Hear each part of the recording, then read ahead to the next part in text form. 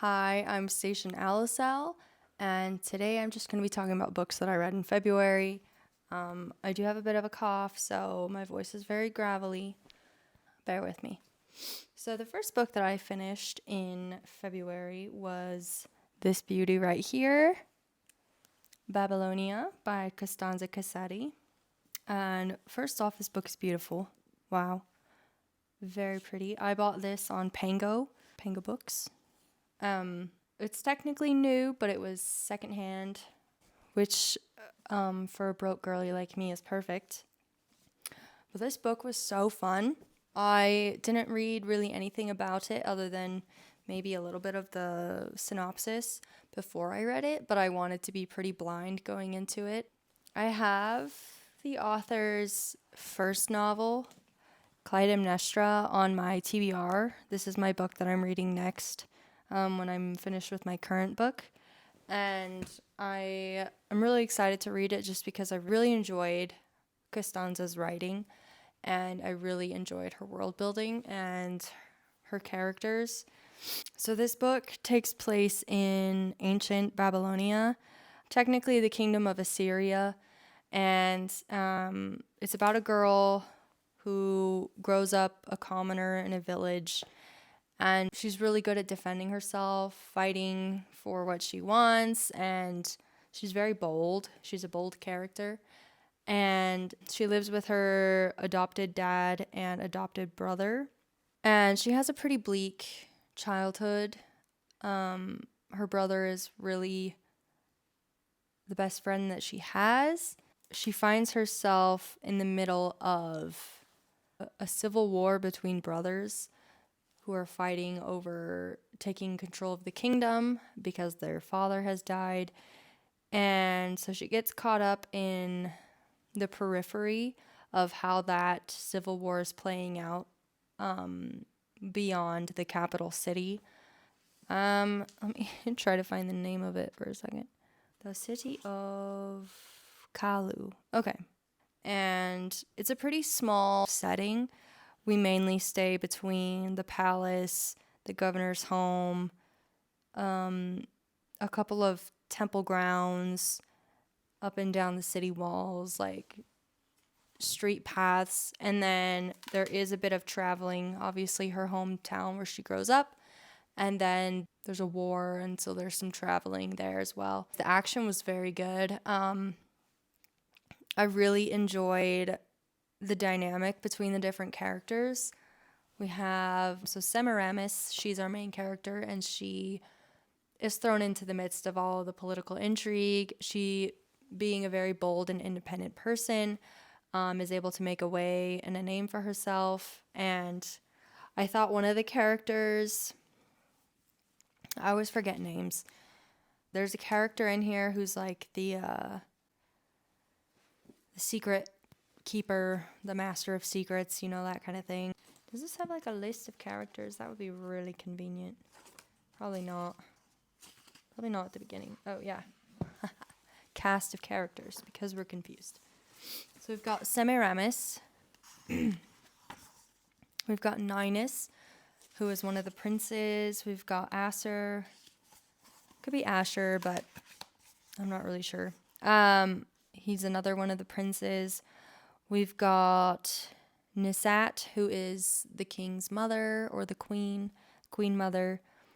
We have Sosana, who is a daughter of one of the princes. Rabat is a very important slave POV that we get, which I think is such an interesting contrast to the royal characters, and especially he works very closely with Semiramis, and so their back and forth is really interesting because he has the perspective of a slave, of someone who wants to be free but has always been on the bottom rung, and Semiramis, who grew up a commoner, a peasant, kind of fighting for herself, but a free woman from a small town. And so they have a lot in common, but also seeing their differences in what marriage or gender or status is able to do for some people and not for others. Oh, Saucy.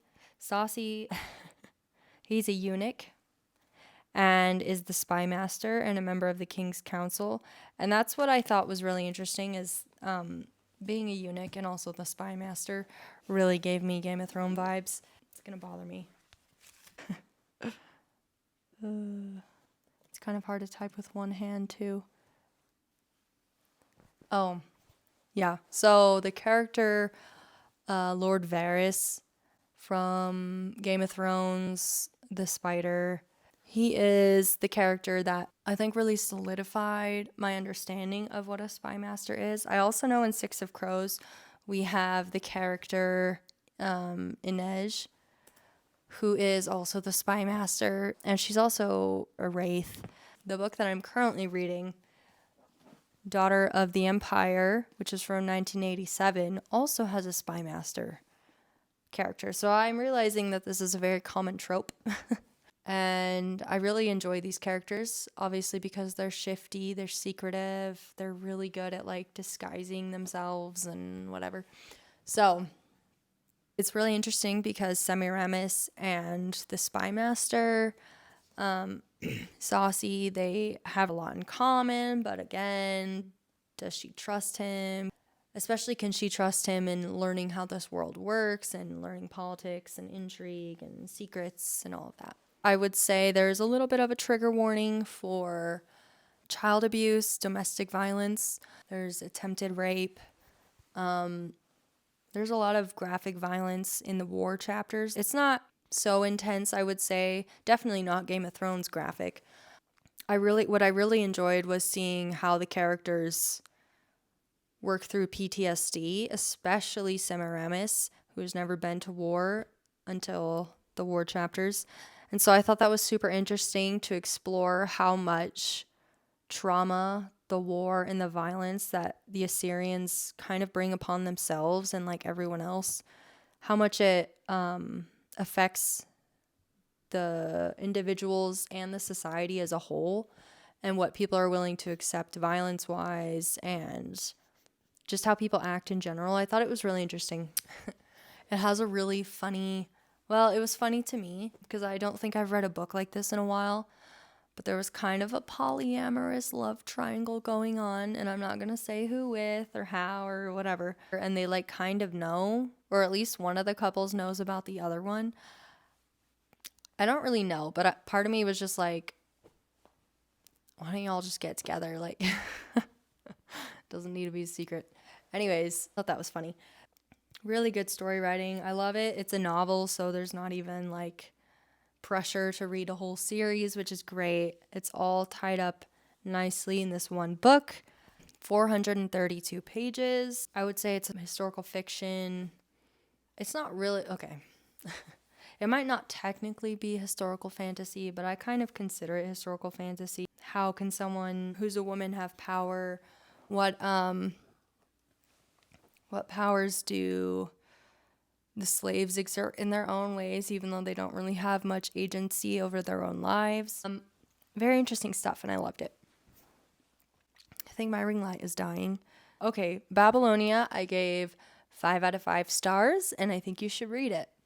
The other book that I read this month that I loved was The Floating World by Axie. I have not read her book, The Girl Who Fell Beneath the Sea, but that was a really popular book a few years ago. And this book was really fast-paced. I read it quite quickly over a couple of days. 357 pages. Our main characters are a boy and a girl. So we've got Suno, who is he 16? I think he's a 16-year-old boy. He could be 18. Don't remember. But he has amnesia, and he doesn't remember anything from before 2 years ago of his life. So the past couple years and nothing before that. He's been living kind of a mercenary lifestyle, odd jobs, doing heists, whatever a mercenary is needed for. And our other character is Ren, who is a troupe performer. She's really good at playing music, acting, acrobatics, and she performs with her family on the road. In this world, there is a giant floating world above the normal Earth. So everyone who's stuck living underneath the floating world doesn't get to see the sun or the stars or the moonlight in the same way that people on the top world get to see, or people who live way far away from the boundaries of the floating world. Because they live in this dark, light deprived place, there's obviously a lot of criminal activity. These are the lowest of the low. It was kind of funny. It's not called the red light district, but there's definitely a red light district, which is where the worst of the crime happens, the pleasure houses, all of that, etc. This book had such an intriguing monster, and I don't know what it is, but when I read a fantasy book and there's a scary monster and the book isn't like horror or like marketed as being scary, I love it. I didn't necessarily think it was scary, like it didn't give me nightmares, but I love reading the really intense action, how the author leads up to it, the suspense, the thrill. I really enjoy how authors can do that in a fantasy setting. This world has demons, it has goddesses, and a royal family, a dead royal family at that. There was a coup. One of their biggest exports is mining something. I can't remember what it's called, but it's found all underneath the floating world. And it's what powers their transportation. It's what kind of fuels and funds the kingdom. And so people who are in charge of the mining guilds, etc., the merchants, all of that, are obviously the powerful people. And I think this book it's part of a duology, and so I'm definitely going to read the second one. I gave this 4 out of 5 stars. I think the only thing that kept it from being 5 stars completely was I think parts of the story were way more engaging than others, and I don't necessarily need I don't know. To get 5 out of 5 stars, I need to be engaged the whole way through, and let's just say this one, there were a few chapters where I was a little bit floundering. I might give it 4.5 out of 5 stars, but anyways, this was a really fun read, and I highly recommend. I'll probably also be reading Her Girl Who Fell Beneath the Sea. I don't have the name of the sequel off the top of my head for this one, but I'll be reading that hopefully this year as well. Other books on my next step to read. Sorry, my light is dying. Other books that I'm going to read next include The Hobbit sometime this year. It's what my library is reading for their community read. I already stated Clytemnestra by the same author as Babylonia. I already really like her writing, so I'm very curious about this one. I haven't really read much about the synopsis either. I just want to go into it blind.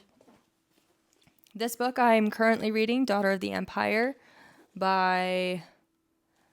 There's 2 authors for this one, actually. Raymond E. Feist and Janny Wirtz. I didn't read really anything about this book at all. I kind of went into it very blind. This one, unfortunately, doesn't have a cover on it, but the cover is really kind of cool. It's from 1987. It's historical fantasy, and this one has I think it's Korean historical fantasy. I believe it's based on Korean mythology. I could be wrong about that. It's definitely got an Asian flair. And that one also has a spy master. And is also a woman-led story. I really enjoy female main characters. But I love multi-POV stories as well.